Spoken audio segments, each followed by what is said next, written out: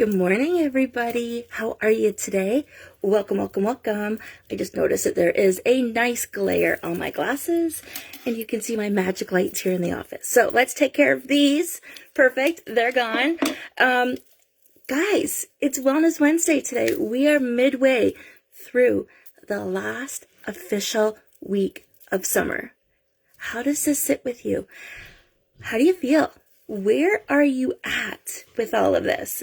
So thank you so much for joining me today. And today's episode is a little bit different. Today's episode is all about workplace wellness. And you're probably wondering what that is. So what First Approach Fitness offers, which is what I offer, we go into workplaces and do a variety of different workshops, from healthy eating on a budget to Essentially You, Money Matters, and Goldilocks approach planning. So I'm not going to get into details about the type of workshops that we do, but I've gone in person about 20 or 30 times to different locations to discuss workplace wellness initiatives and to implement them on site. So what does this mean? For anybody listening to this, I'm sure most of you listening to this have an employer. You work somewhere. So one of my questions is for you today, does your environment offer any kind of workplace wellness initiative, any program at all? I'm curious, whether you're in Canada, whether you're in the States, whether you're international, go ahead and let me know in the comments, whether you're commenting live or you're catching the replay. Does your environment offer any kind of workplace wellness initiative? Now, I've heard from some people that there's an EAP system. My friends, EAP is not workplace wellness. EAP is a solution once there's a problem in place. So I'm going to share with you the most recent poll that, I guess it's not a recent poll, but a poll that Harvard did about workplace wellness. And, thank you for the love.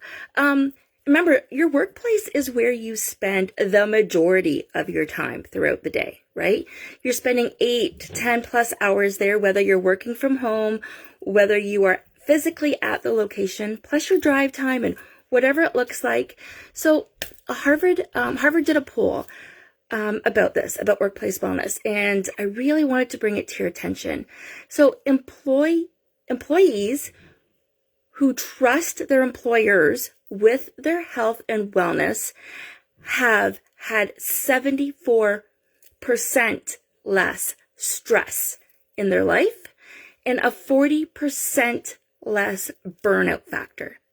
How would that feel if you had 74% less stress or even 40% less burnout?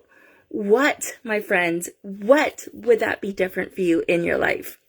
So do me a solid today and share this with your HR team. Share this with the owner of your company. Invite them to chat with me, because we need to shift the way workplaces adapt to helping their people. And from the workplace side, if you're catching this, when it comes to hiring and retention, it takes about, whether it's 3 or 4 times the person's salary, or at least $80,000 to hire, train, and then replace when you need to replace. So you want to be investing in your people as much as you can. This is so needed, my friends, and I've been advocating for this for years.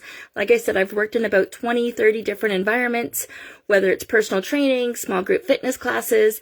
I've gone on site and cooked a healthy meal for a municipality, teaching them about healthy eating on a budget, including eating a Tex-Mex meal, so having some fun with it.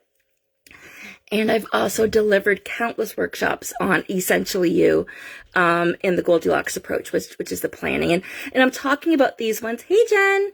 I'm talking about these ones particularly because they are in the poll that I'm offering for my free 4 workshop series coming up. So if you don't know where that is, if you're curious, take a look. But having a healthy environment where there's workplace wellness going on, when those initiatives are prioritized, makes a difference to everybody.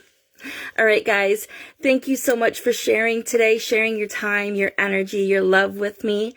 I am sending you so much love and happiness, and enjoy this magical day, today's coffee cup.